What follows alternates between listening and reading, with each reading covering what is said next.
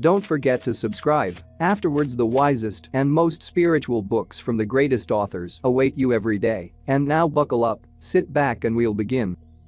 Carlos Castaneda. Book 4. Tales of Power. Part 2. The Tonal and the Nagual. Having to believe. I walked towards downtown on the Paseo de la Reforma. I was tired. The altitude of Mexico City no doubt had something to do with it. I could have taken a bus or a taxi, but somehow, in spite of my fatigue, I wanted to walk. It was Sunday afternoon. The traffic was minimal, and yet the exhaust fumes of the buses and trucks with diesel engines made the narrow streets of downtown seem like canyons of smog. I arrived at the Zocalo and noticed that the Cathedral of Mexico City seemed to be more slanted than the last time I had seen it. I stepped a few feet inside the enormous halls. A cynical thought crossed my mind. From there I headed for the Lagunilla market. I had no definite purpose in mind. I walked aimlessly but at a good pace, without looking at anything in particular. I ended up at the stands of old coins and second-hand books. Hello. Look who's here. Someone said, tapping me lightly on the shoulder. The voice and the touch made me jump. I quickly turned to my right. My mouth opened in surprise. The person who had spoken to me was Don Juan. My God, Don Juan! I exclaimed and a shiver shook my body from head to toe. What are you doing here? What are you doing here? He retorted as an echo. I told him that I had stopped in the city for a couple of days before venturing into the mountains of central Mexico to search for him. Well, let's say then that I came down from the mountains to find you, he said, smiling. He patted me on the shoulder several times. He seemed to be glad to see me. He put his hands on his hips and swelled his chest and asked me whether or not I liked his appearance. It was only then that I noticed he was wearing a suit. The full impact of such an incongruity hit me. I was dumbfounded. How do you like my tacuch? He asked, beaming. He used the slang word tacuch instead of the standard Spanish word traje for suit. Today I'm in a suit, he said as if he had to explain, and then, pointing to my open mouth, he added, close it. Close it. I laughed absent-mindedly. He noticed my confusion. His body shook with laughter as he turned around so I could see him from every angle. His attire was incredible. He was wearing a light brown suit with pinstripes, brown shoes, a white shirt, and a necktie. And that made me wonder if he had any socks on, or was he wearing his shoes without them? What added to my bewilderment was the maddening sensation I had had that when Don Juan tapped me on the shoulder and I turned around, I thought I had seen him in his khaki pants and shirt, his sandals and his straw hat, and then as he made me aware of his attire, and as I focused my attention on every detail of it, the complete unit of his dress became fixed, as if I had created it with my thoughts. My mouth seemed to be the area of my body which was most taxed by the surprise. It opened involuntarily. Don Juan touched me gently on my chin, as if he were helping me to close it. You certainly are developing a double chin, he said and laughed in short spurts. I became aware then that he did not have a hat on, and that his short white hair was parted on the right side. He looked like an old Mexican gentleman, an impeccably tailored urban dweller. I told him that to have found him there was so unnerving to me that I had to sit down. He was very understanding and suggested that we go to a nearby park. We walked a few blocks in complete silence, and then we arrived at the Plaza Garibaldi, a place where musicians offered their services, a sort of musicians' employment center. Don Juan and I merged with scores of spectators and tourists and walked around the park. After a while he stopped, leaned against a wall and pulled his pants up slightly at the knees. He was wearing light brown socks. I asked him to tell me the meaning of his mysterious apparel. His vague reply was that he simply had to be in a suit that day for reasons that would be clear to me later. Finding Don Juan in a suit had been so unearthly that my agitation was almost uncontrollable. I had not seen him for several months, and I wanted more than anything else in the world to talk with him, but somehow the setting was wrong, and my attention meandered around. Don Juan must have noticed my anxiety and suggested that we walk to La Alameda, a more quiet park a few blocks away. There were not too many people in the park and we had no trouble finding an empty bench. We sat down. My nervousness had given way to a feeling of uneasiness. I did not dare to look at Don Juan. There was a long unnerving pause. Still without looking at him, I said that the inner voice had finally driven me to search for him, that the staggering events I had witnessed at his house had affected my life very deeply, and that I just had to talk about them. He made a gesture of impatience with his hand and said that his policy was never to dwell on past events. "What's important now is that you fulfilled my suggestion," he said.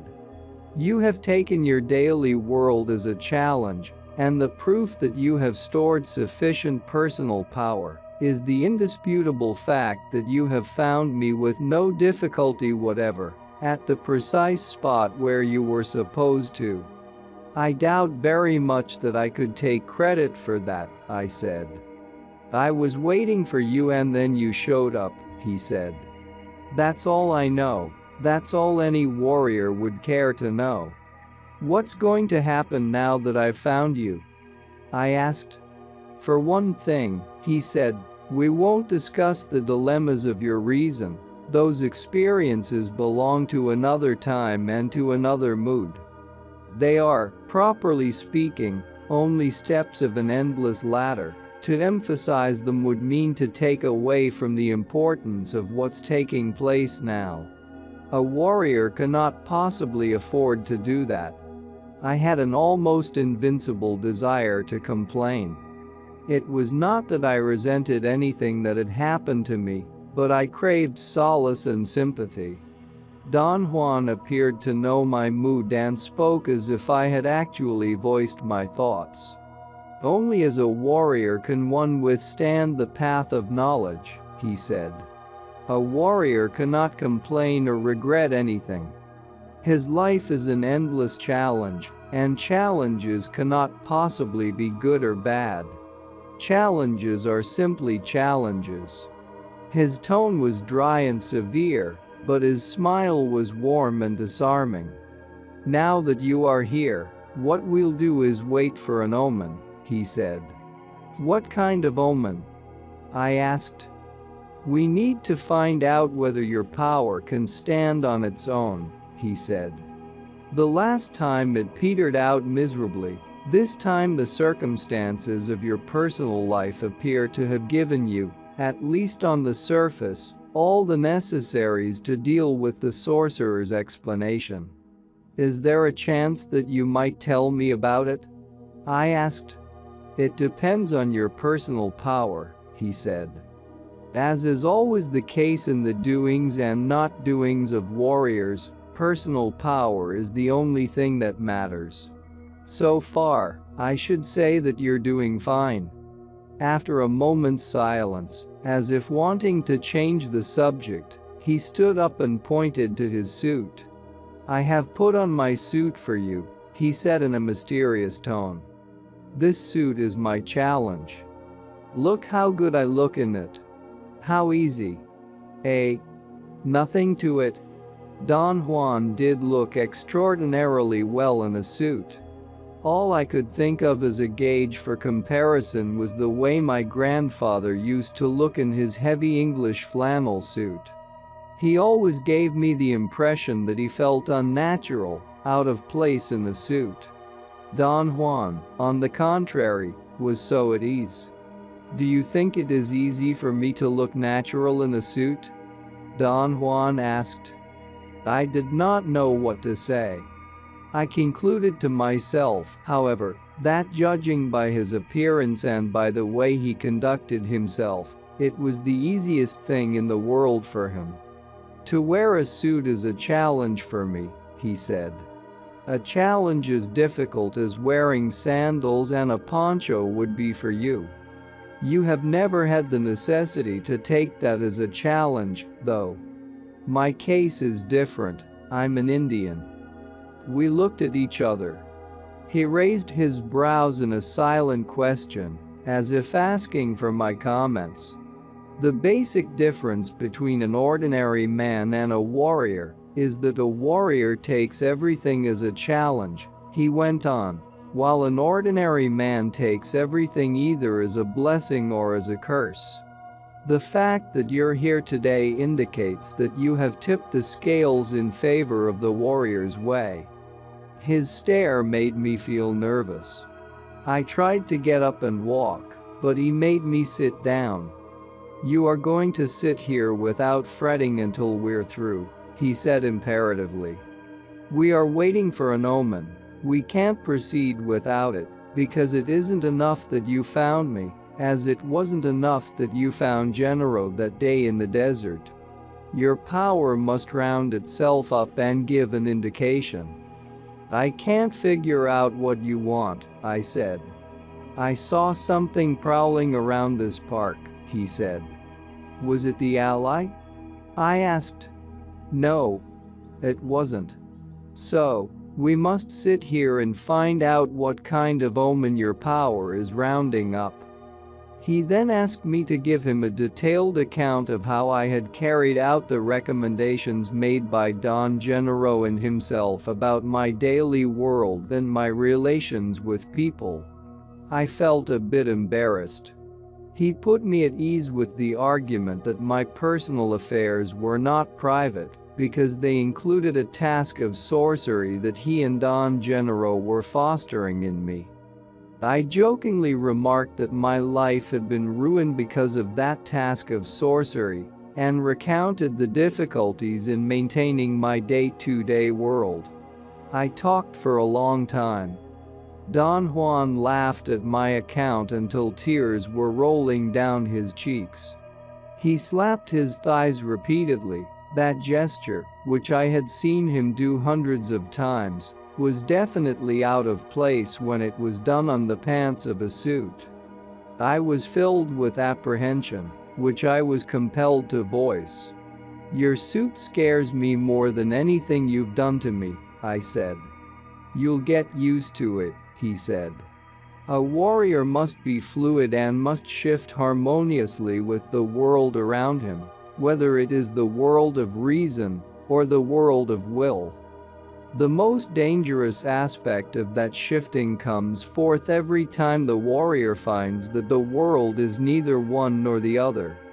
I was told that the only way to succeed in that crucial shifting was by proceeding in one's actions as if one believed. In other words, the secret of a warrior is that he believes without believing.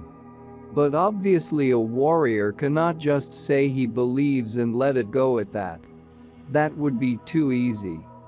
To just believe would exonerate him from examining his situation. A warrior, whenever he has to involve himself with believing, does it as a choice, as an expression of his innermost predilection. A warrior doesn't believe, a warrior has to believe. He stared at me for a few seconds as I wrote in my notebook. I remained silent. I could not say that I understood the difference, but I did not want to argue or ask questions. I wanted to think about what he had said, But my mind meandered as I looked around. On the street behind us there was a long line of automobiles and buses, blowing their horns. At the edge of the park, perhaps 20 yards away, directly in line with the bench where we were sitting, a group of about 7 people, including 3 policemen in light gray uniforms, stood over a man lying motionless on the grass. He seemed to be drunk or perhaps seriously ill. I glanced at Don Juan. He had also been looking at the man. I told him that for some reason I was incapable of clarifying by myself what he had just said to me. "I don't want to ask questions anymore," I said. "But if I don't ask you to explain, I don't understand. Not to ask questions is very abnormal for me. Please, be normal, by all means," he said with feigned seriousness. I said that I did not understand the difference between believing and having to believe. To me both were the same. To conceive that the statements were different was splitting hairs. "Remember the story you once told me about your friend and her cats?" he asked casually. He looked up at the sky and leaned back against a bench, stretching his legs. He put his hands behind his head and contracted the muscles of his whole body. As it always happens, his bones made a loud cracking sound. He was referring to a story I had once told him about a friend of mine who found 2 kittens, almost dead, inside a dryer in a laundromat. She revived them and through excellent nourishment and care, groomed them into 2 gigantic cats, a black one and a reddish one. 2 years later she sold her house. Since she could not take the cats with her and was unable to find another home for them, all she could do under the circumstances was to take them to an animal hospital and have them put to sleep. I helped her take them. The cats had never been inside a car. She tried to calm them down. They scratched and bit her, especially the reddish cat, the one she called Max. When we finally arrived at the animal hospital, she took the black cat first, holding it in her arms, and without saying a word she got out of the car. The cat played with her, pawing her gently as she pushed open the glass door to enter the hospital. I glanced at Max. He was sitting in the back. The movement of my head must have scared him, for he dove under the driver's seat. I made the seat slide backwards. I did not want to reach under it for fear that he would bite or scratch my hand. The cat was lying inside a depression on the floor of the car. He seemed very agitated. His breathing was accelerated. He looked at me. Our eyes met and an overwhelming sensation possessed me. Something took hold of my body, a form of apprehension, despair, or perhaps embarrassment for being part of what was taking place. I felt a need to explain to Max that it was my friend's decision and that I was only helping her. The cat kept on looking at me as if he understood my words. I looked to see if she was coming. I could see her through the glass door. She was talking to the receptionist. My body felt a strange jolt, and automatically I opened the door of my car. "Run, Max, run," I said to the cat. He jumped out of the car, dashed across the street with his body close to the ground, like a true feline. The opposite side of the street was empty. There were no cars parked, and I could see Max running down the street along the gutter. He reached the corner of a big boulevard and then dove through the storm drain into the sewer. My friend came back. I told her that Max had left. She got into the car and we drove away without saying a single word. In the months that followed, the incident became a symbol to me. I fancied, or perhaps I saw a weird flicker in Max's eyes when he looked at me before jumping out of the car. And I believed that for an instant that castrated, overweight, and useless pet became a cat. I told Don Juan that I was convinced that when Max had run across the street and plunged into the sewer, his cat spirit was impeccable, and that perhaps at no other time in his life was his catness so evident. The impression that the incident left on me was unforgettable. I told the story to all of my friends. After telling it and retelling it, my identification with the cat became quite pleasurable. I thought myself to be like Max, overindulgent, domesticated in many ways, and yet I could not help thinking that there was always the possibility of one moment in which the spirit of man might take over my whole being, just like the spirit of catness took over Max's bloated and useless body. Don Juan had liked the story and had made some casual comments about it. He had said that it was not so difficult to let the spirit of man flow and take over. To sustain it, however, was something that only a warrior could do. "What about the story of the cats?" I asked. "You told me you believed that you're taking your chances, like Max," he said. "I do believe that. What I've been trying to tell you is that as a warrior you cannot just believe this and let it go at that. With Max, having to believe means that you accept the fact that his escape might have been a useless outburst. He might have jumped into the sewer and died instantly. He might have drowned or starved to death, or he might have been eaten by rats. A warrior considers all those possibilities and then chooses to believe in accordance with his innermost predilection. As a warrior you have to believe that Max made it, that he not only escaped, but that he sustained his power. You have to believe it. Let's say that without that belief you have nothing." The distinction became very clear. I thought I really had chosen to believe that Max had survived, knowing that he was handicapped by a lifetime of soft and pampered living. "Believing is a cinch," Don Juan went on. "Having to believe is something else. In this case, for instance, power gave you a splendid lesson, but you chose to use only part of it. If you have to believe, however, you must use all the event." "I see what you mean," I said. My mind was in a state of clarity, and I thought I was grasping his concepts with no effort at all. "I'm afraid you still don't understand," he said, almost whispering. He stared at me. I held his look for a moment.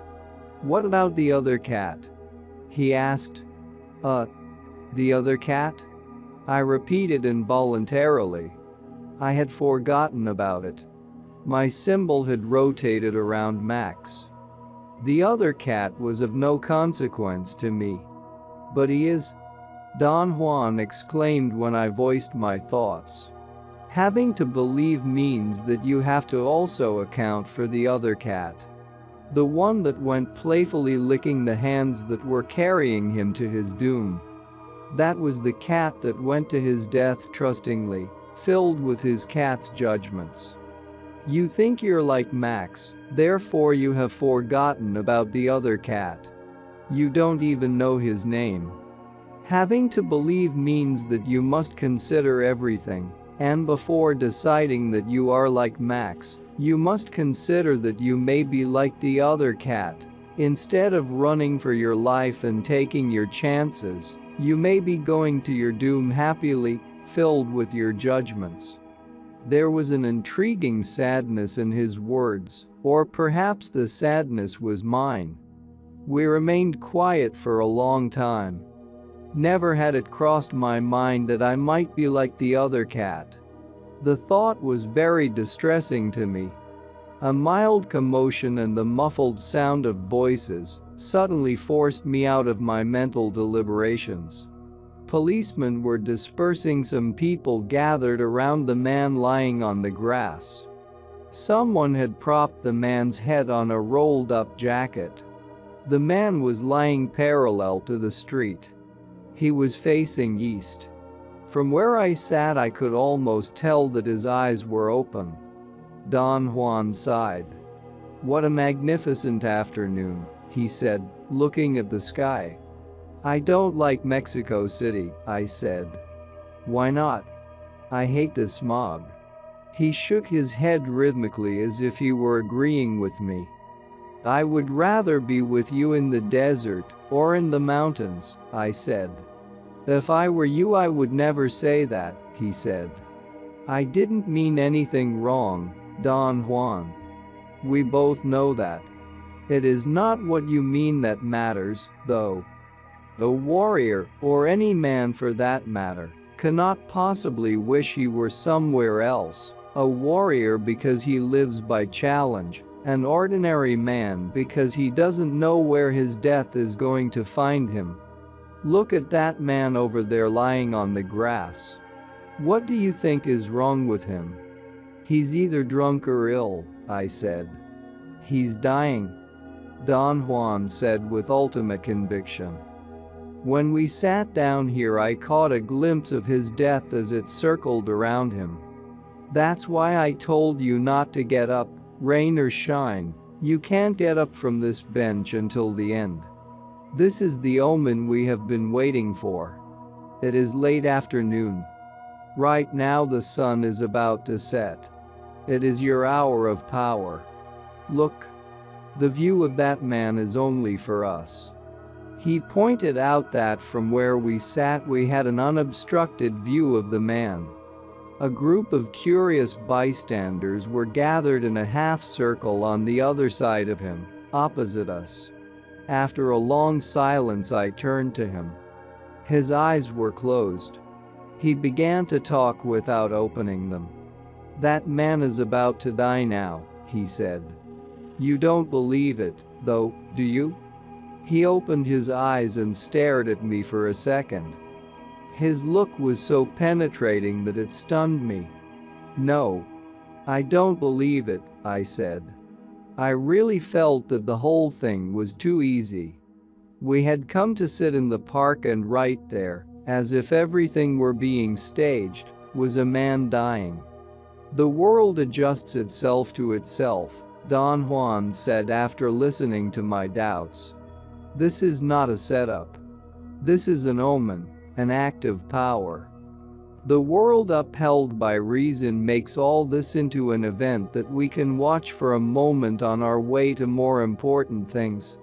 All we can say about it is that a man is lying on the grass in the park, perhaps drunk. The world upheld by will makes it into an act of power, which we can see. We can see death whirling around the man, setting its hooks deeper and deeper into his luminous fibers. We can see the luminous strings losing their tautness and vanishing one by one. Those are the two possibilities open to us luminous beings. You are somewhere in the middle, still wanting to have everything under the rubric of reason. And yet, how can you discard the fact that your personal power rounded up an omen? We came to this park after you had found me where I had been waiting for you. You found me by just walking into me, without thinking, or planning, or deliberately using your reason. And after we sat down here to wait for an omen, we became aware of that man. Each of us noticed him in our own way, you with your reason, I with my will. That dying man is one of the cubic centimeters of chance that power always makes available to a warrior. The warrior's art is to be perennially fluid in order to pluck it. I have plucked it, but have you? I could not answer. I became aware of an immense chasm within myself, and for a moment I was somehow cognizant of the two worlds he was talking about.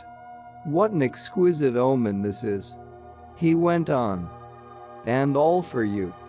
Power is showing you that death is the indispensable ingredient in having to believe. Without the awareness of death, everything is ordinary, trivial.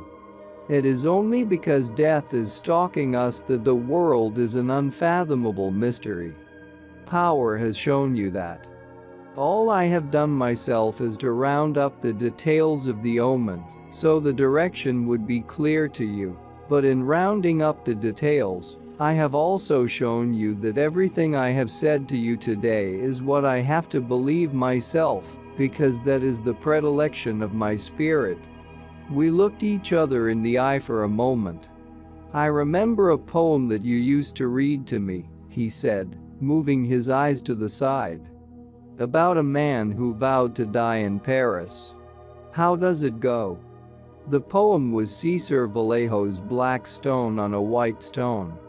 I had read and recited the first 2 stanzas to Don Juan countless times at his request. I will die in Paris while it rains, on a day which I already remember.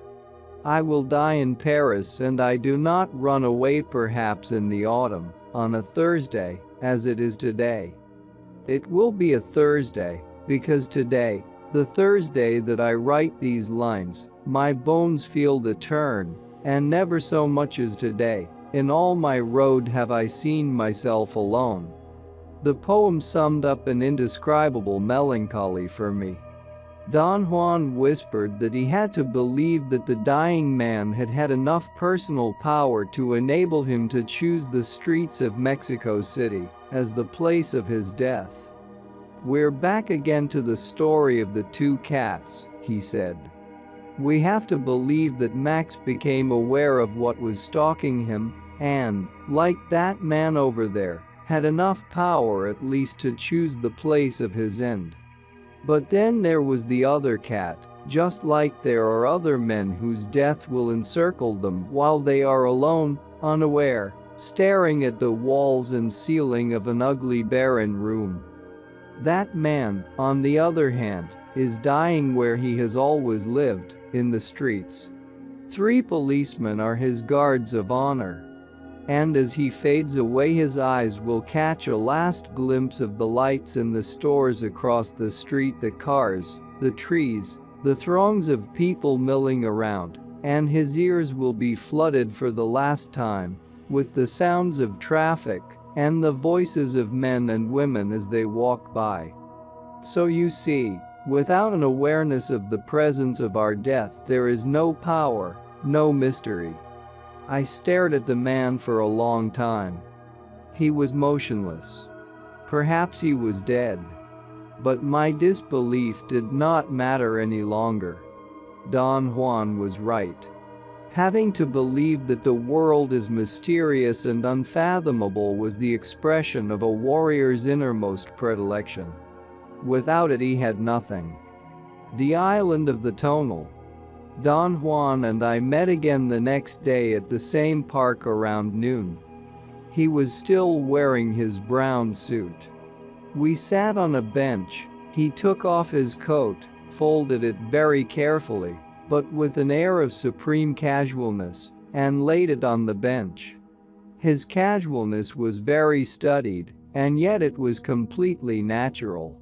I caught myself staring at him. He seemed to be aware of the paradox he was presenting to me and smiled. He straightened his necktie. He had on a beige long-sleeved shirt. It fitted him very well.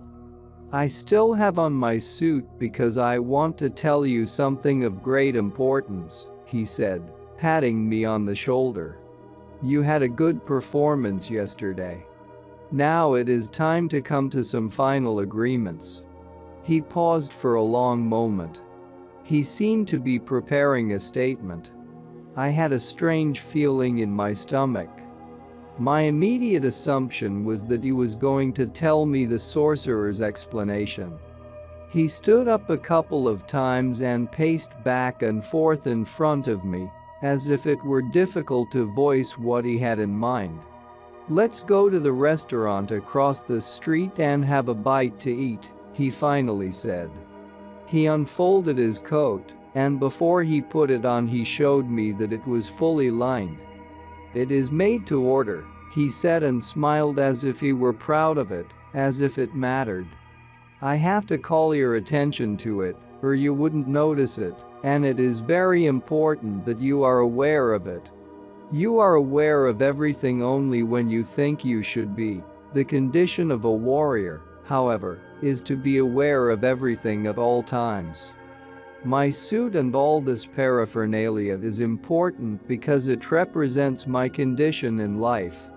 Or rather, the condition of one of the two parts of my totality. This discussion has been pending.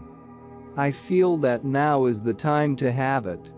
It has to be done properly, though, or it will never make sense. I wanted my suit to give you the first clue. I think it has. Now is the time to talk, for in matters of this topic, there is no complete understanding without talking." "What is the topic, Don Juan?" "The totality of oneself," he said. He stood up abruptly and led me to a restaurant in a large hotel across the street. A hostess with a rather unfriendly disposition gave us a table inside in a back corner. Obviously the choice places were around the windows.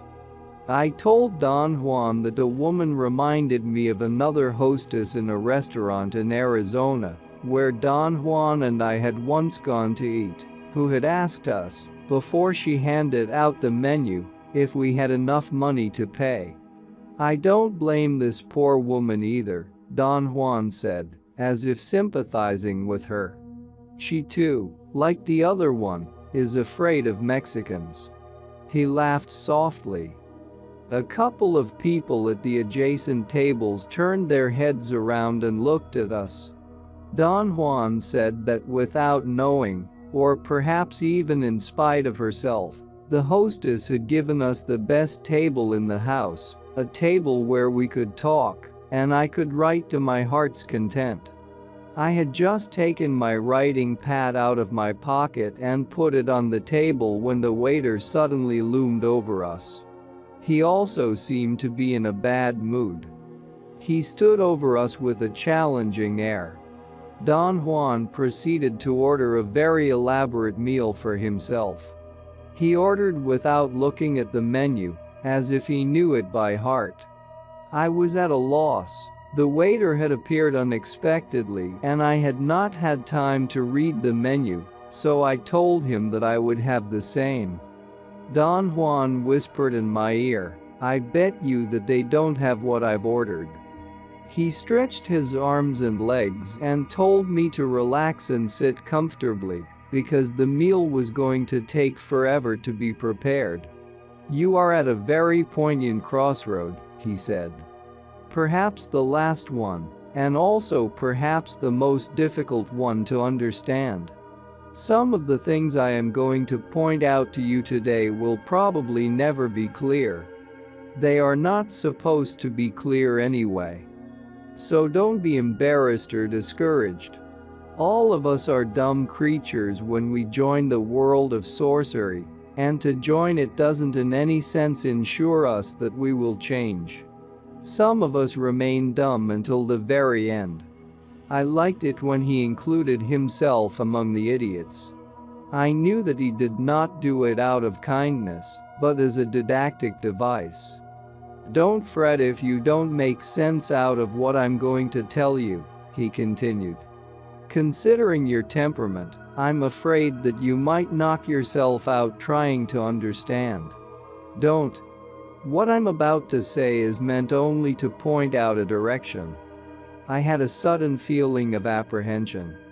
Don Juan's admonitions forced me into an endless speculation. He had warned me on other occasions, in very much the same fashion, and every time he had done so, what he was warning me about had turned out to be a devastating issue.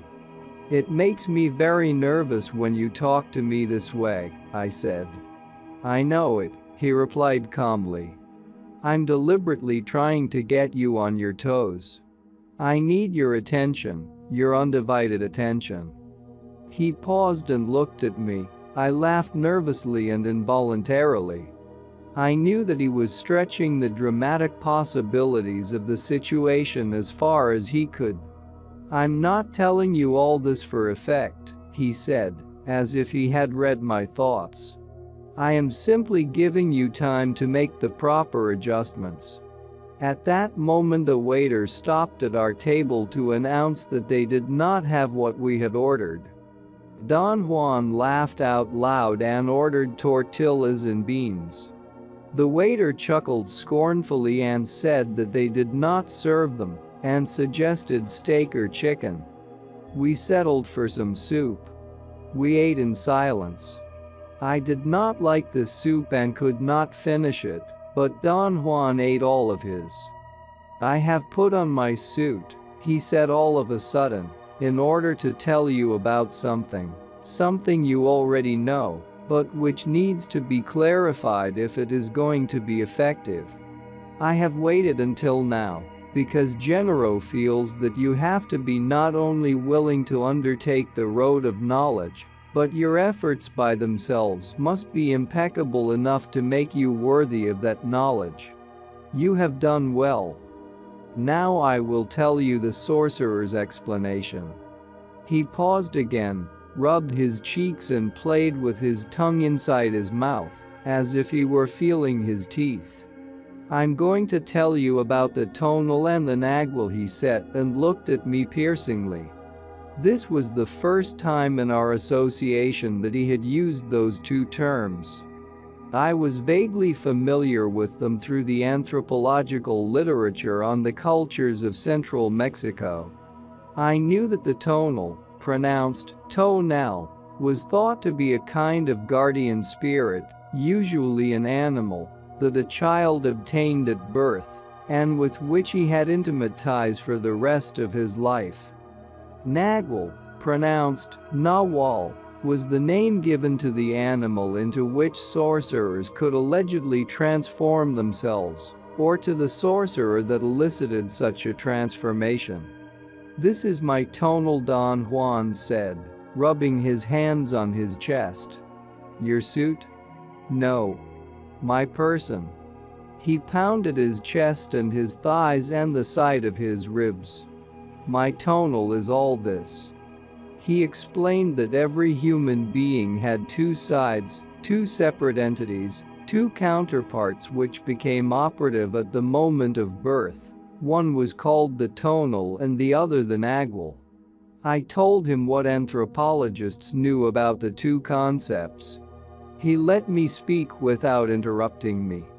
"Well, whatever you may think you know about them is pure nonsense," he said. "I base this statement on the fact that whatever I'm telling you about the tonal and the nagual could not possibly have been told to you before. Any idiot would know that you know nothing about them, because in order to be acquainted with them, you would have to be a sorcerer, and you aren't. Or you would have had to talk about them with a sorcerer, and you haven't. So disregard everything you've heard before, because it is inapplicable." "It was only a comment," I said. He raised his brows in a comical gesture. "Your comments are out of order," he said. "This time I need your undivided attention, since I am going to acquaint you with the tonal and the nagual. Sorcerers have a special and unique interest in that knowledge. I would say that the tonal and the nagual are in the exclusive realm of men of knowledge. In your case, this is the lid that closes everything I have taught you. Thus, I have waited until now to talk about them. The tonal is not an animal that guards a person. I would rather say that it is a guardian that could be represented as an animal. But that is not the important point." He smiled and winked at me. "I'm using your own words now," he said. "The tonal is the social person." He laughed, I supposed, at the sight of my bewilderment. "The tonal is, rightfully so, a protector, a guardian that most of the time turns into a guard." I fumbled with my notebook. I was trying to pay attention to what he was saying. He laughed and mimicked my nervous movements. The tonal is the organizer of the world, he proceeded. Perhaps the best way of describing its monumental work is to say that on its shoulders rests the task of setting the chaos of the world in order. It is not far-fetched to maintain, as sorcerers do, that everything we know and do as men is the work of the tonal. At this moment, for instance, what is engaged in trying to make sense out of our conversation is your tonal. Without it there would be only weird sounds and grimaces, and you wouldn't understand a thing of what I'm saying. I would say then that the tonal is a guardian that protects something priceless, our very being. Therefore, an inherent quality of the tonal is to be cagey and jealous of its doings. And since its doings are by far the most important part of our lives, it is no wonder that it eventually changes, in every one of us, from a guardian into a guard. He stopped and asked me if I had understood. I automatically nodded my head affirmatively and he smiled with an air of incredulity. A guardian is broad-minded and understanding, he explained. A guard, on the other hand, is a vigilante, narrow-minded and most of the time despotic. I say, then, that the tonal in all of us has been made into a petty and despotic guard, when it should be a broad-minded guardian. I definitely was not following the trend of his explanation. I heard and wrote down every word, and yet I seemed to be stuck with some internal dialogue of my own. It is very hard for me to follow your point, I said. If you didn't get hooked on talking to yourself you would have no quarrels, he said cuttingly. His remark threw me into a long explanatory statement. I finally caught myself and apologized for my insistence on defending myself. He smiled and made a gesture that seemed to indicate that my attitude had not really annoyed him. The tonal is everything we are, he proceeded. Name it. Anything we have a word for is the tonal. And since the tonal is its own doings, then everything, obviously, has to fall under its domain. I reminded him that he had said that the tonal was the social person, a term which I myself had used with him to mean a human being, as the end result of socialization processes. I pointed out that if the tonal was that product, it could not be everything, as he had said, because the world around us was not the product of socialization. Don Juan reminded me that my argument had no basis for him, and that, long before, he had already made the point that there was no world at large, but only a description of the world which we had learned to visualize and take for granted. The tonal is everything we know, he said. I think this in itself is enough reason for the tonal to be such an overpowering affair. He paused for a moment. He seemed to be definitely waiting for comments or questions, but I had none. Yet I felt obligated to voice a question and struggled to formulate an appropriate one. I failed. I felt that the admonitions with which he had opened our conversation had perhaps served as a deterrent to any inquiry on my part. I felt strangely numb. I could not concentrate and order my thoughts. In fact, I felt and knew, without the shadow of a doubt, that I was incapable of thinking, and yet I knew this without thinking, if that were at all possible. I looked at Don Juan. He was staring at the middle part of my body. He lifted his eyes and my clarity of mind returned instantly. The tonal is everything we know, he repeated slowly. And that includes not only us as persons, but everything in our world. It can be said that the tonal is everything that meets the eye. We begin to groom it at the moment of birth. The moment we take the first gasp of air, we also breathe in power for the tonal. So, it is proper to say that the tonal of a human being is intimately tied to his birth. You must remember this point. It is of great importance in understanding all this. The tonal begins at birth and ends at death. I wanted to recapitulate all the points that he had made. I went as far as opening my mouth to ask him to repeat the salient points of our conversation, but to my amazement, I could not vocalize my words. I was experiencing a most curious incapacity. My words were heavy, and I had no control over that sensation. I looked at Don Juan to signal him that I could not talk. He was again staring at the area around my stomach. He lifted his eyes and asked me how I felt. Words poured out of me as if I had been unplugged. I told him that I had been having the peculiar sensation of not being able to talk or think, and yet my thoughts had been crystal clear. "Your thoughts have been crystal clear?" he asked. I realized then that the clarity had not pertained to my thoughts, but to my perception of the world. "Are you doing something to me, Don Juan?" I asked. "I am trying to convince you that your comments are not necessary," he said and laughed. "You mean you don't want me to ask questions?" No. Ask anything you want, but don't let your attention waver." I had to admit that I had been distracted by the immensity of the topic. "I still cannot understand, Don Juan, what you mean by the statement that the tonal is everything," I said after a moment's pause.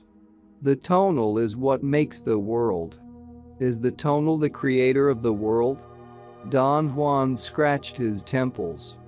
"The tonal makes the world only in a manner of speaking.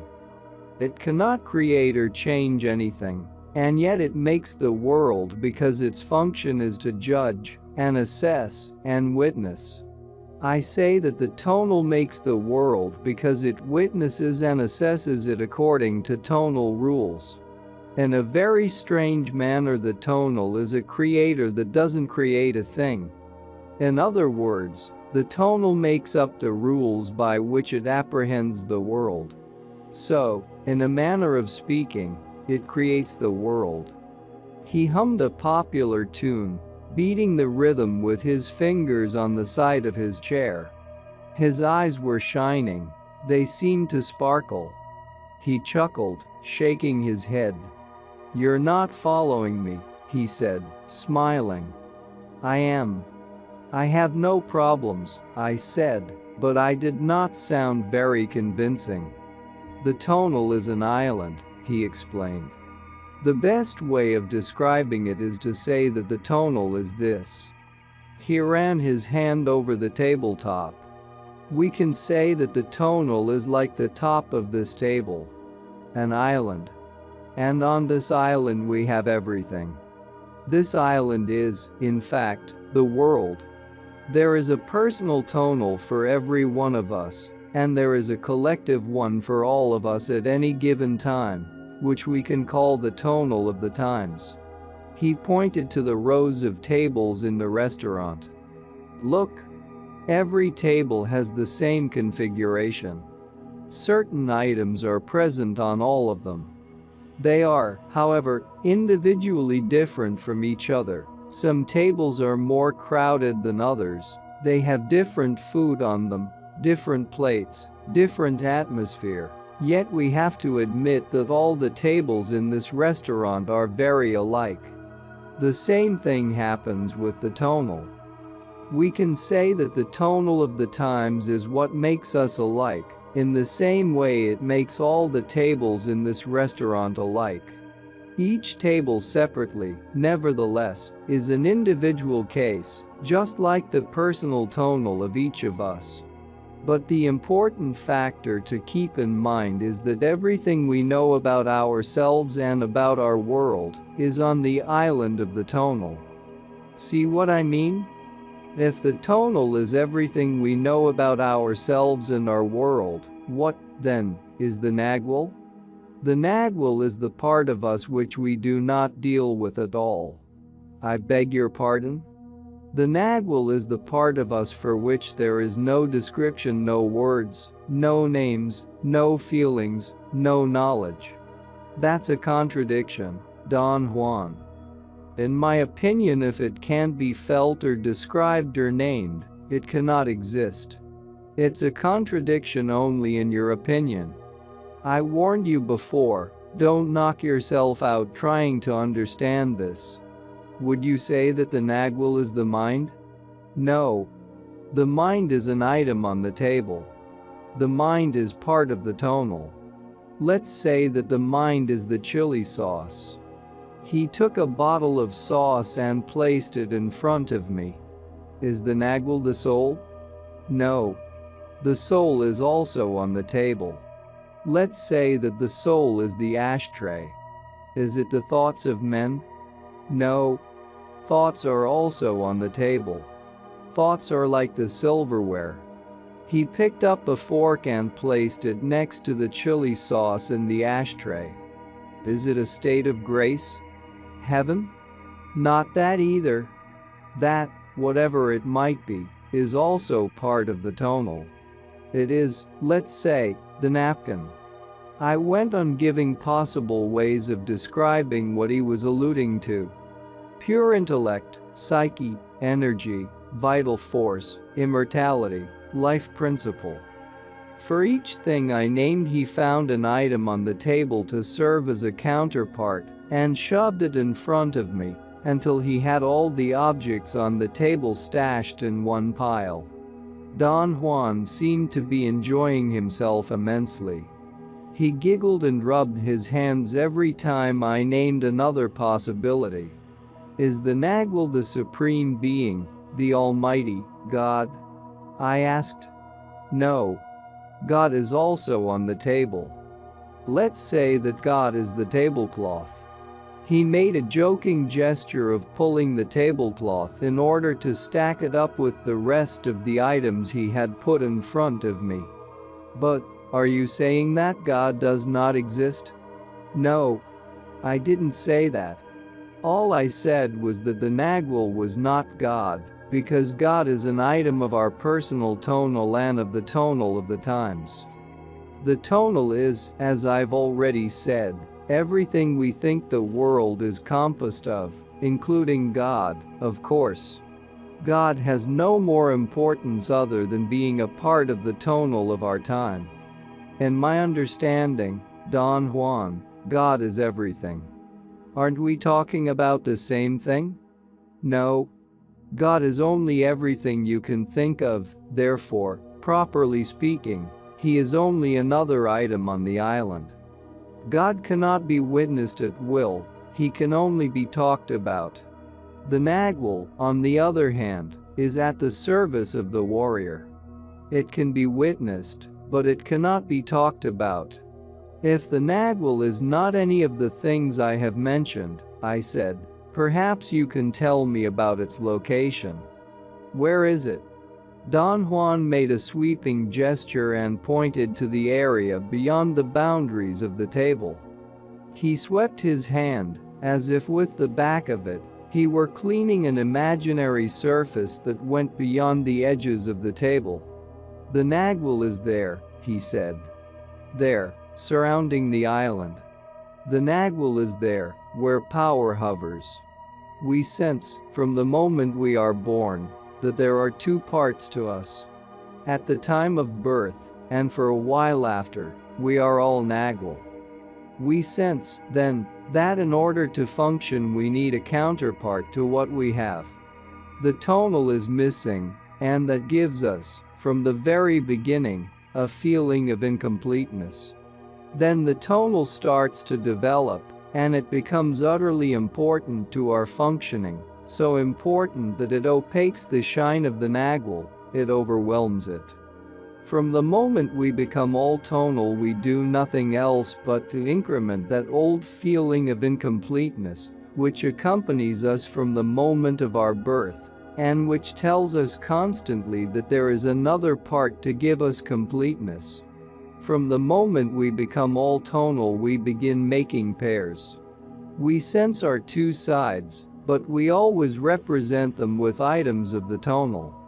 We say that the two parts of us are the soul and the body, or mind and matter, or good and evil, God and Satan.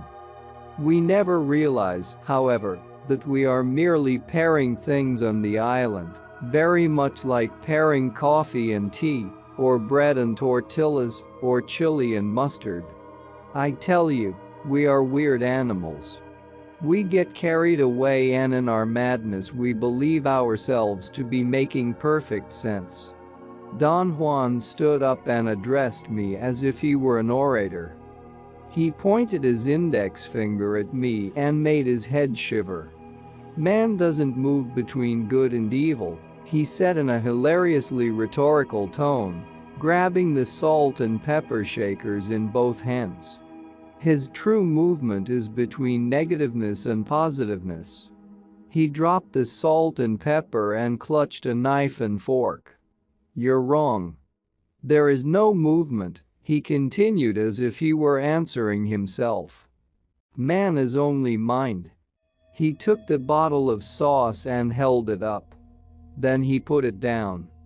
As you can see, he said softly, we can easily replace chili sauce for mind and end up saying, man is only chili sauce.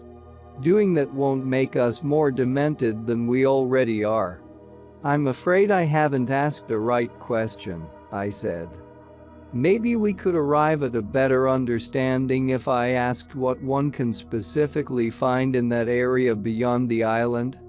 There is no way of answering that. If I would say nothing, I would only make the nagual part of the tonal. All I can say is that there, beyond the island, one finds the nagual, but when you call it the nagual, aren't you also placing it on the island? No. I named it only because I wanted to make you aware of it. All right.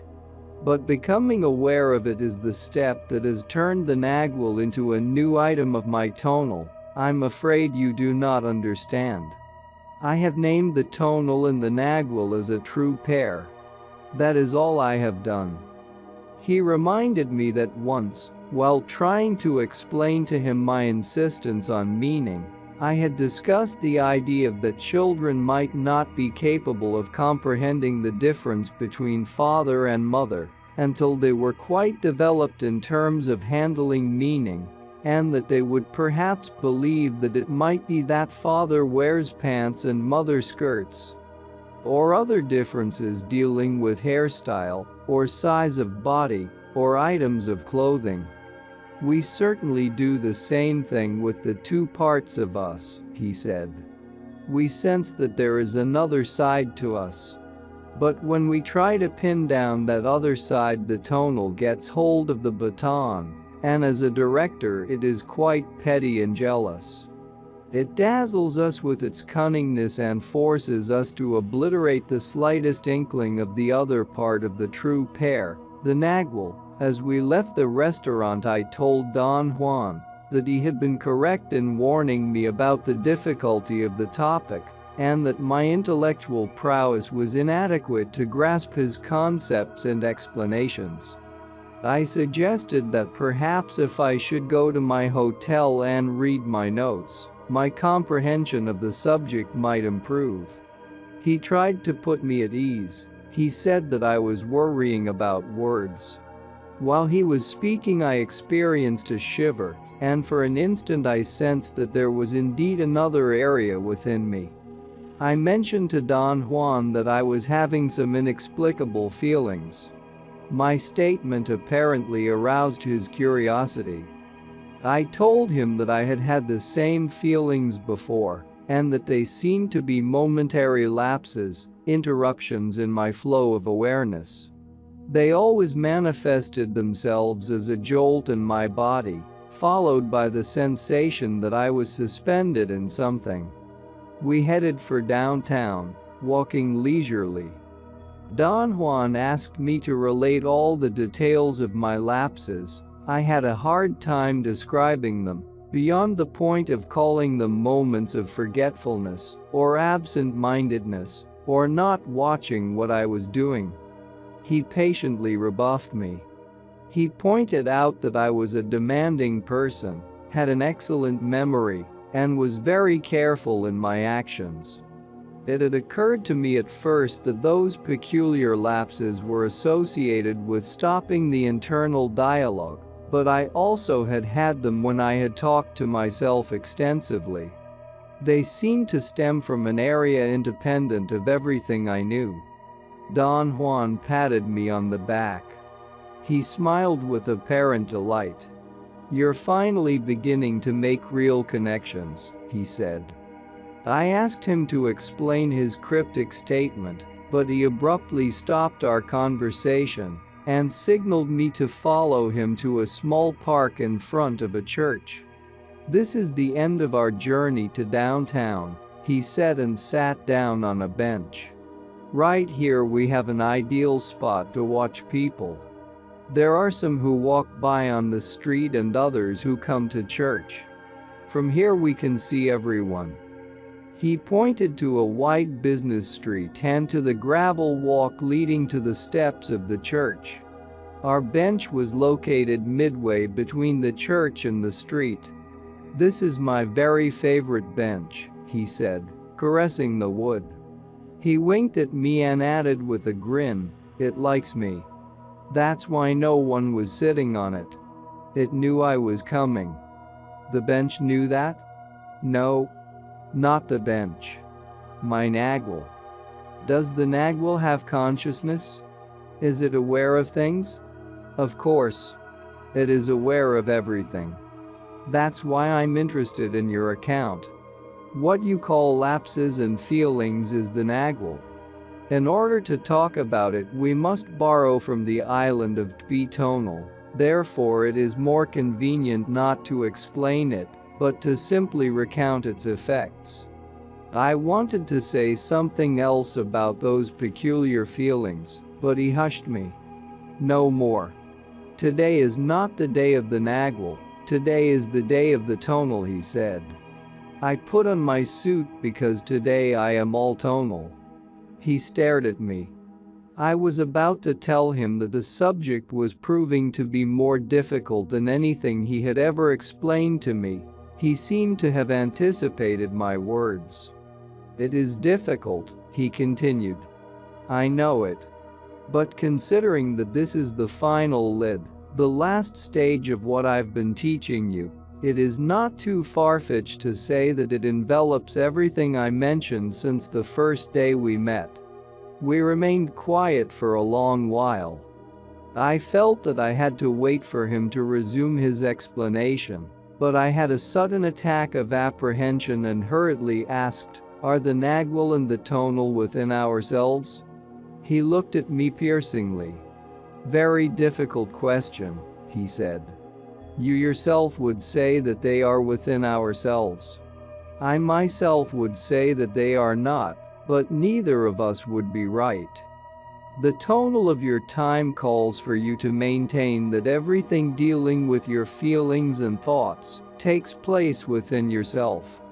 The sorcerer's tonal says the opposite, everything is outside. Who's right? No one. Inside, outside, it doesn't really matter." I raised a point. I said that when he talked about the tonal and the nagual, it sounded as if there was still a third part. He had said that the tonal forces us to perform acts. I asked him to tell me who he was referring to as being forced. He did not answer me directly. "To explain all this is not that simple," he said. "No matter how clever the checkpoints of the tonal are, the fact of the matter is that the nagual surfaces. Its coming to the surface is always inadvertent, though.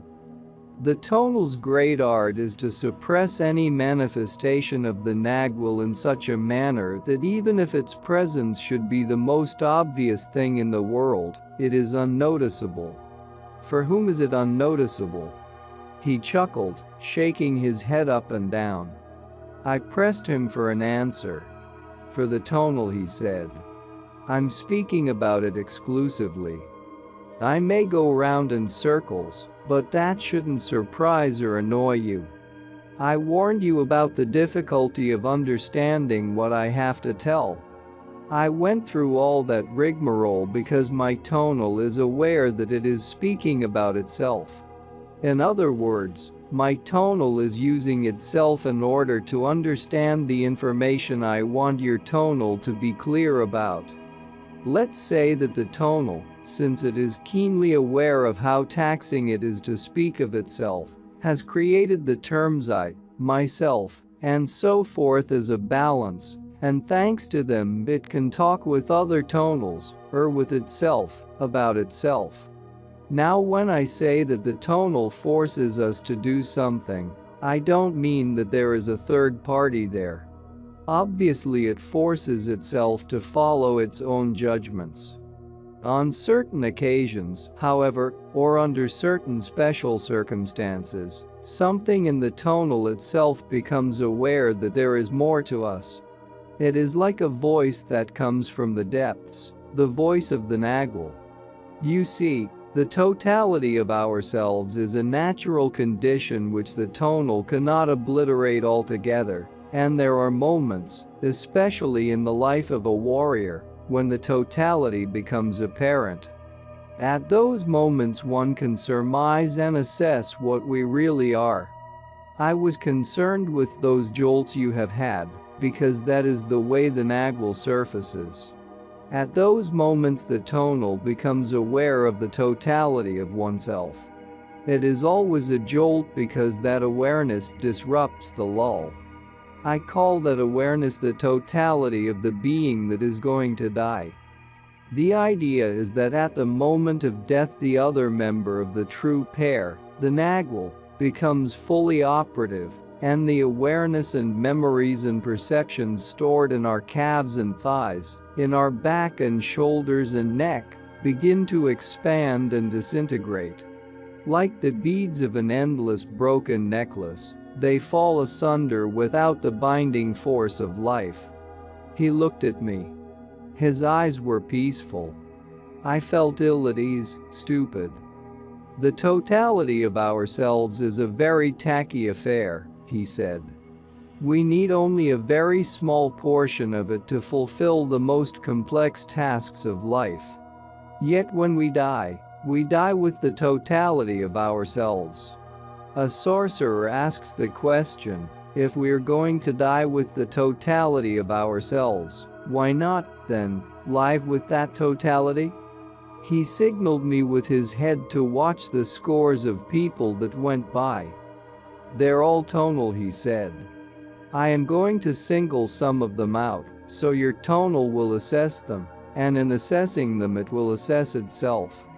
He directed my attention to two old ladies that had emerged from the church.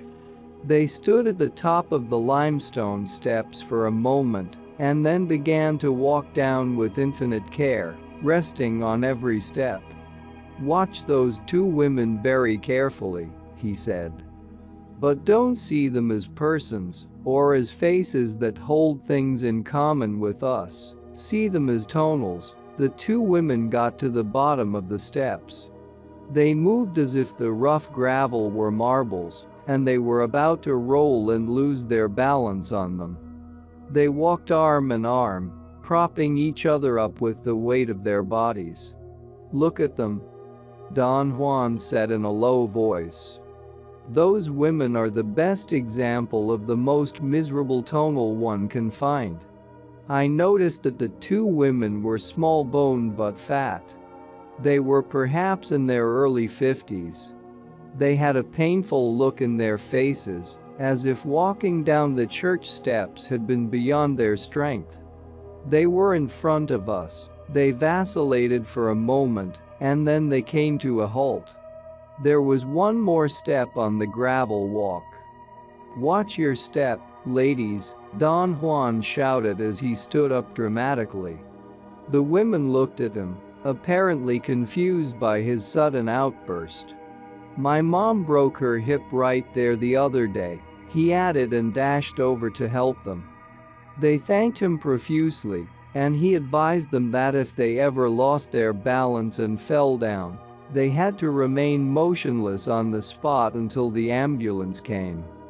His tone was sincere and convincing. The women crossed themselves. Don Juan sat down again. His eyes were beaming. He spoke softly. "Those women are not that old and their bodies are not that weak, and yet they are decrepit. Everything about them is dreary: their clothes, their smell, their attitude. Why do you think that's so?" "Maybe they were born that way," I said. "No one is born that way. We make ourselves that way." The tonal of those women is weak and timid. I said that today was going to be the day of the tonal. I meant that today I want to deal with it exclusively. I also said that I had put on my suit for that specific purpose. With it I wanted to show you that a warrior treats his tonal in a very special manner. I've pointed out to you that my suit has been made to order, and that everything I have on today fits me to perfection. It is not my vanity that I wanted to show, but my warrior's spirit, my warrior's tonal. Those two women gave you your first view of the tonal today. Life can be as merciless with you as it is with them, if you are careless with your tonal. I put myself as the counterpoint. If you understand correctly, I should not need to stress this point. I had a sudden attack of uncertainty and asked him to spell out what I should have understood. I must have sounded desperate. He laughed out loud. "Look at that young man in green pants and a pink shirt," Don Juan whispered, pointing to a very thin and very dark-complexioned, sharp-featured young man who was standing almost in front of us. He seemed to be undecided whether to go towards the church or towards the street. Twice he raised his hand in the direction of the church, as though he were talking to himself, and were about to start moving towards it. Then he stared at me with a blank expression. "Look at the way he's dressed," Don Juan said in a whisper. "Look at those shoes." The young man's clothes were tattered and wrinkled, and his shoes were in absolute pieces. "He's obviously very poor," I said. "Is that all you can say about him?" he asked. I enumerated a series of reasons that might have accounted for the young man's shabbiness. Poor health, bad luck, indolence, indifference to his personal appearance, or the chance that he may have just been released from prison. Don Juan said that I was merely speculating, and that he was not interested in justifying anything by suggesting that the man was a victim of unconquerable forces. "Maybe he's a secret agent made to look like a bum," I said jokingly. The young man walked away towards the street with a disjointed gait. "He's not made to look like a bum. He is a bum," Don Juan said. "Look how weak his body is. His arms and legs are thin. He can hardly walk. No one can pretend to look that way. There is something definitely wrong with him, not his circumstances, though. I have to stress again that I want you to see that man as a tonal. What does it entail to see a man as a tonal? It entails to cease judging him in a moral sense, or excusing him on the grounds that he is like a leaf at the mercy of the wind. In other words, it entails seeing a man without thinking that he is hopeless or helpless. You know exactly what I am talking about. You can assess that young man without condemning or forgiving him." "He drinks too much," I said. My statement was not volitional. I just made it without really knowing why. For an instant I even felt that someone standing behind me had voiced the words, I was moved to explain that my statement was another of my speculations. That was not the case, Don Juan said. Your tone of voice had a certainty that you lacked before. You didn't say, maybe he's a drunkard. I felt embarrassed, although I could not exactly determine why. Don Juan laughed. You saw through the man, he said. That was seeing. Seeing is like that. Statements are made with great certainty, and one doesn't know how it happened. You know that young man's tonal was shot, but you don't know how you know it. I had to admit that somehow I had had that impression. You're right, Don Juan said. It doesn't really matter that he's young, he's as decrepit as the two women. Youth is in no way a barrier against the deterioration of the tonal. You thought that there might be a great many reasons for that man's condition.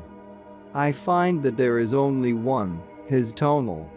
It is not that his tonal is weak because he drinks, it is the other way around. He drinks because his tonal is weak.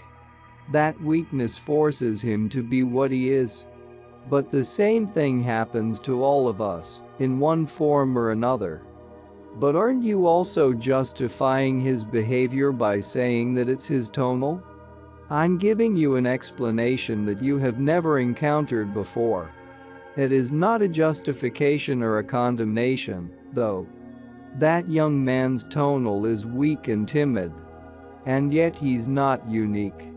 All of us are more or less in the same boat. At that moment, a very large man passed in front of us heading towards the church. He was wearing an expensive dark gray business suit and was carrying a briefcase. The collar of his shirt was unbuttoned and his necktie loose. He was sweating profusely. He had a very light complexion, which made the perspiration all the more obvious. Watch him, Don Juan ordered me. The man's steps were small but heavy. There was a wobbling quality to his walking. He did not go up to the church, he circumvented it and disappeared behind it. There is no need to treat the body in such an awful manner, Don Juan said with a note of scorn. But the sad fact is that all of us have learned to perfection how to make our tonal weak. I have called that indulging. He put his hand on my notebook and did not let me write anymore. His rationale was that as long as I kept on taking notes, I was incapable of concentrating. He suggested I should relax, shut off the internal dialogue and let go, merging with the person being observed. I asked him to explain what he meant by merging. He said there was no way to explain it, that it was something that the body felt or did when put in observational contact with other bodies. He then clarified the issue by saying that in the past he had called that process seeing, and that it consisted of a lull of true silence within, followed by an outward elongation of something in the self, an elongation that met and merged with the other body, or with anything within one's field of awareness. At that point I wanted to get back to my writing pad, but he stopped me and began to single out different people from the crowd that passed by. He pointed out dozens of persons covering a wide range of types among men, women and children of various ages. Don Juan said that he had selected persons whose weak tonal could fit into a categorization scheme, and thus he had acquainted me with a preconceived variety of indulging. I did not remember all the people he had pointed out and discussed. I complained that if I had taken notes I could have at least sketched out the intricacies of his schemata on indulging. As it was, he did not want to repeat it, or perhaps he did not remember it either. He laughed and said that he did not remember it, because in the life of a sorcerer, it was the Nagwal that was accountable for creativity. He looked at the sky and said that it was getting late, and that from that moment on we were going to change direction. Instead of weak tonals, we were going to wait for the appearance of a proper tonal. He added that only a warrior had a proper tonal, and that the average man, at best, could have a right tonal. After a few minutes' wait, he slapped his thigh and chuckled. "Look who's coming now," he said, pointing to the street with a movement of his chin. It is as if they were made to order. I saw 3 male Indians approaching. They had on some short brown woolen ponchos, white pants that came to their mid-calf, long-sleeved white tops, dirty worn-out sandals and old straw hats.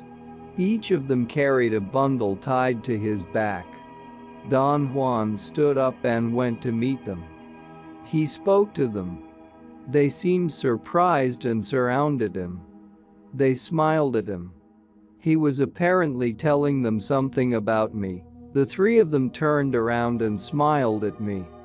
They were about 10 or 12 feet away. I listened carefully, but I could not hear what they were saying.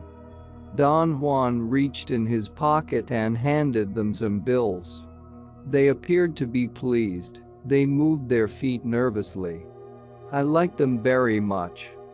They looked like children. All of them had small white teeth and very pleasing mild features. One, by all appearances the oldest, had whiskers. His eyes were tired but very kind. He took off his hat and came closer to the bench. The others followed him. The 3 of them greeted me in unison. We shook hands. Don Juan told me to give them some money. They thanked me and after a polite silence they said goodbye. Don Juan sat back down on the bench and we watched them disappear in the crowd. I told Don Juan that for some strange reason I had liked them very much. "It isn't so strange," he said. "You must have felt that their tonal is just right. It is right, but not for our time. You probably felt they were like children. They are. And that is very tough. I understand them better than you, thus I couldn't help but feel a tinge of sadness. Indians are like dogs, they have nothing. But that is the nature of their fortune and I shouldn't feel sad. My sadness, of course, is my own way of indulging." "Where are they from, Don Juan?" "From the Sierras. They've come here to seek their fortune. They want to become merchants. They're brothers." I told them that I also came from the Sierras, and I'm a merchant myself. I said that you were my partner. The money we gave them was a token. A warrior should give tokens like that all the time. They no doubt need the money, but need should not be an essential consideration for a token.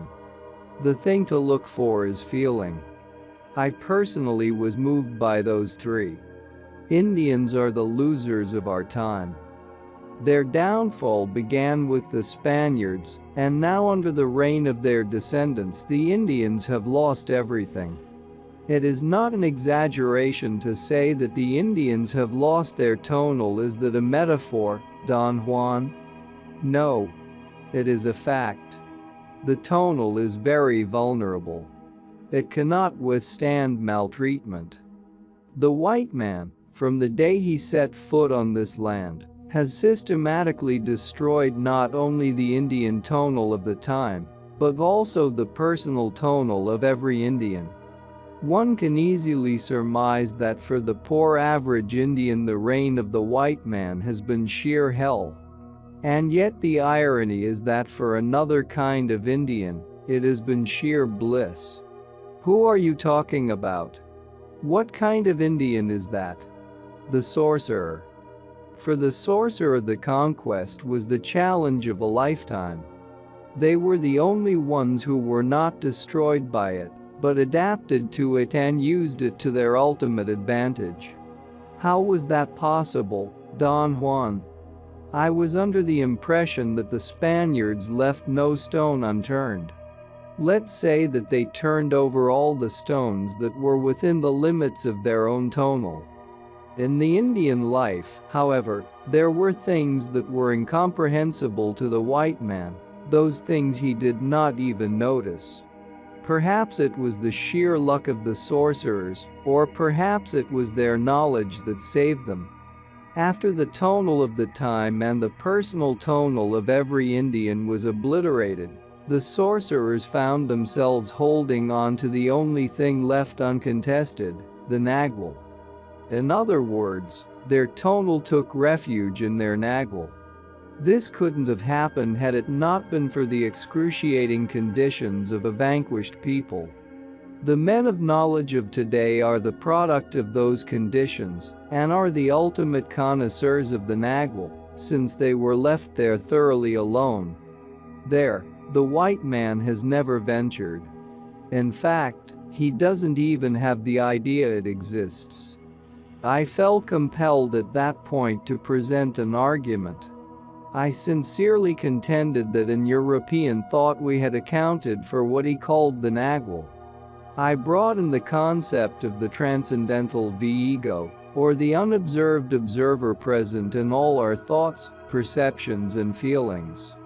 I explained to Don Juan that the individual could perceive or intuit himself as a self through the transcendental ego, because this was the only thing capable of judgment, capable of disclosing reality within the realm of its consciousness. Don Juan was unruffled. He laughed. "Disclosing reality," he said, mimicking me. "That's the tonal."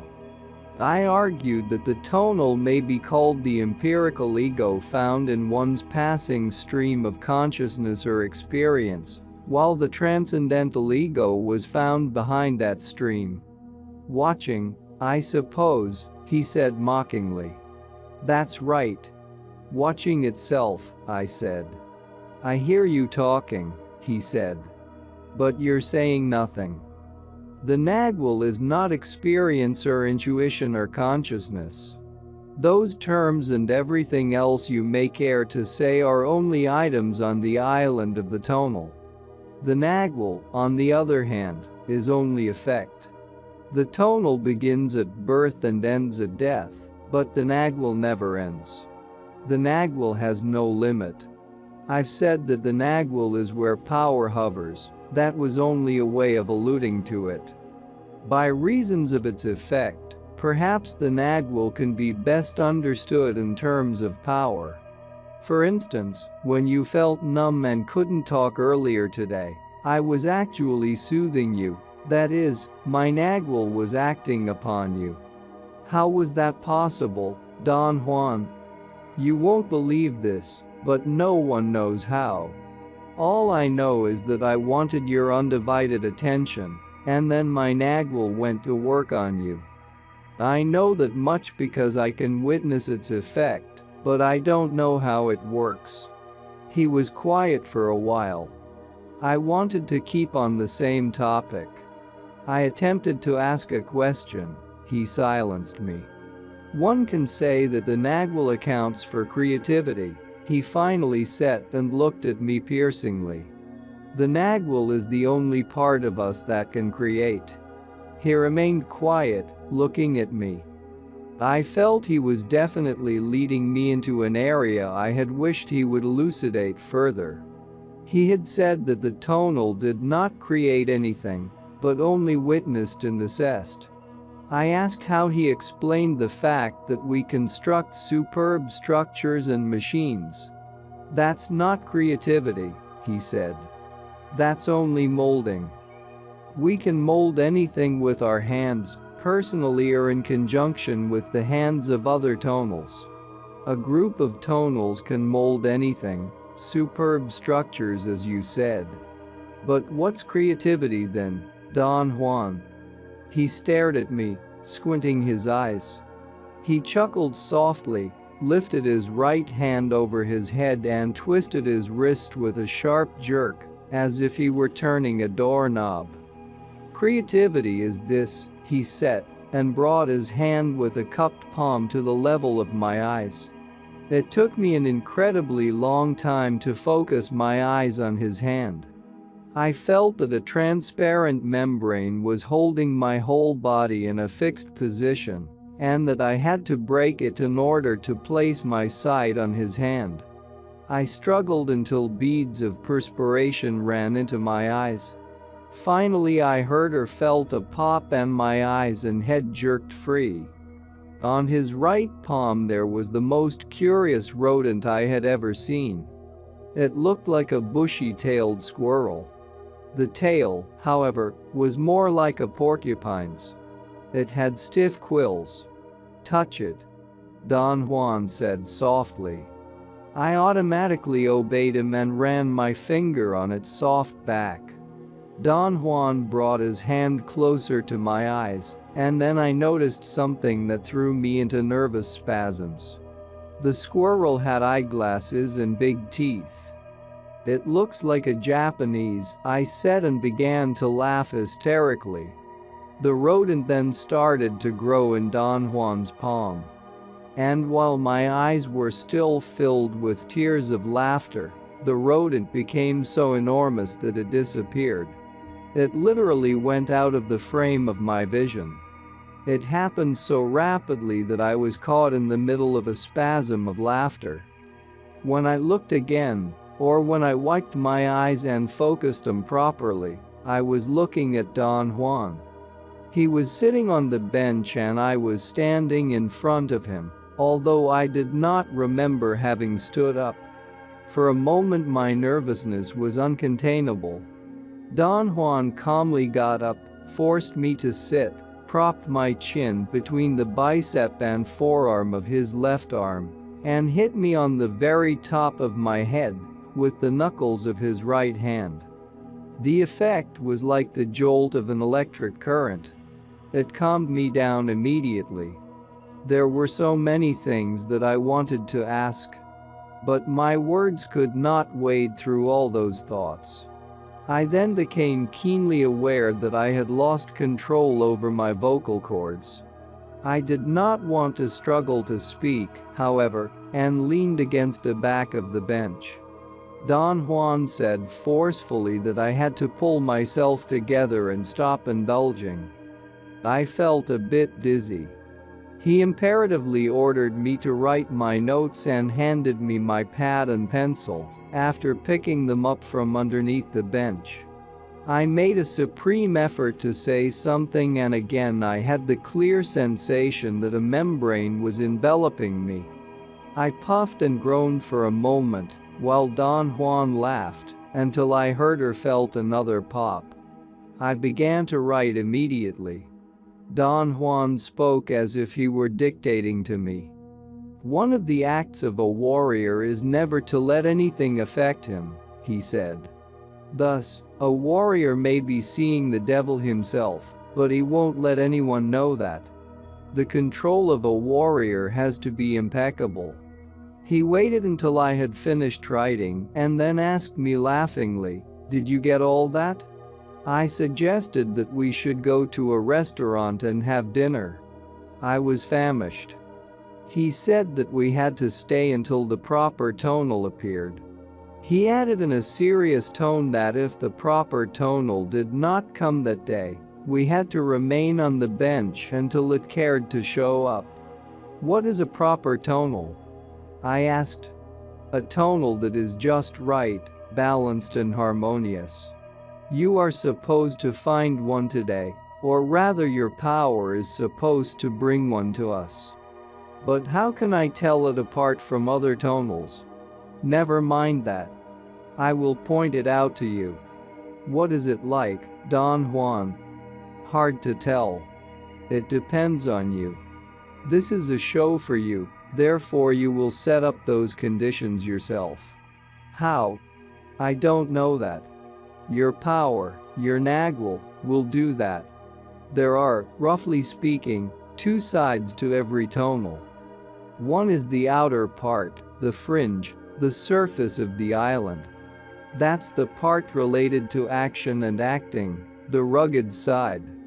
The other part is the decision and judgment, the inner tonal, softer, more delicate and more complex. The proper tonal is a tonal where the two levels are in perfect harmony and balance. Don Juan stopped talking. It was fairly dark by then, and I had a hard time taking notes. He told me to stretch and relax. He said that it had been quite an exhausting day but very prolific, and that he was sure the proper tonal would show up. Dozens of people went by. We sat in a relaxed silence for 10 or 15 minutes. Then Don Juan stood up abruptly. "By golly, you've done it. Look what's coming there. A girl."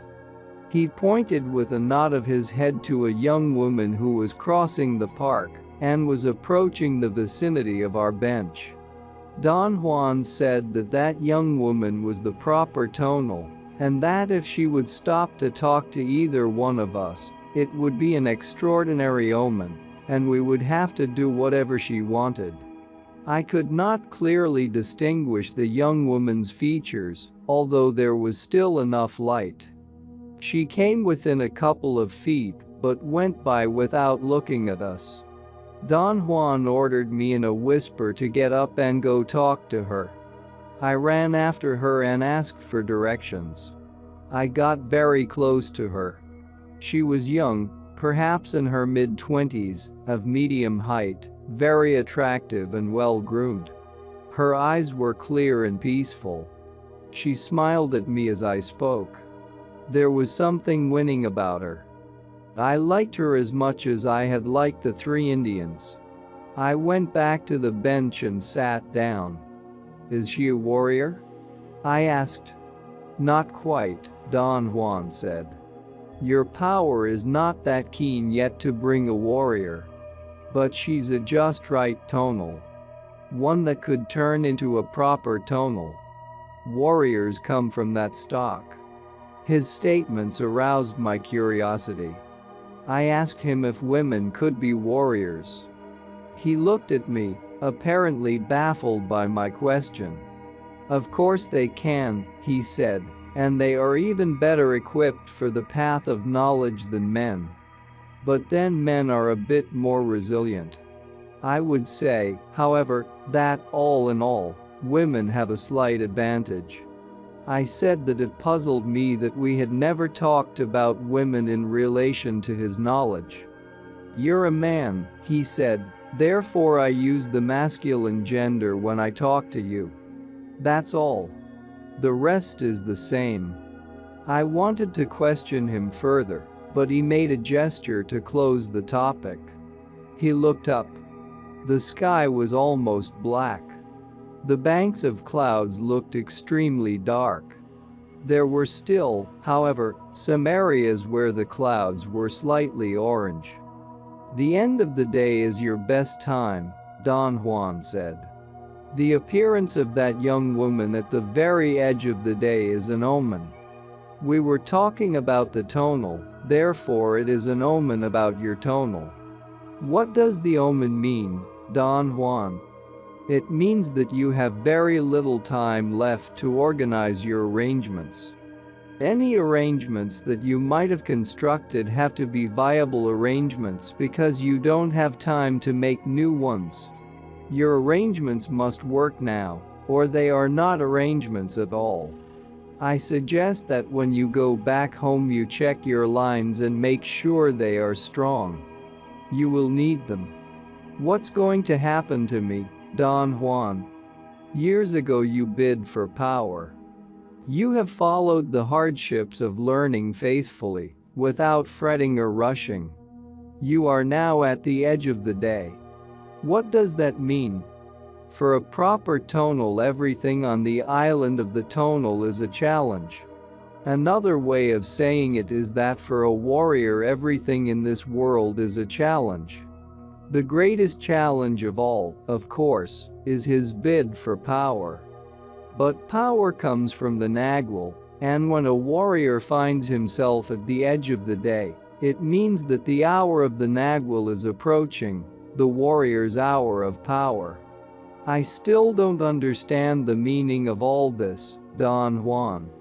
Does it mean that I am going to die soon? If you're stupid, you will, he retorted cuttingly. But putting it in milder terms, it means that you're about to shiver in your pants.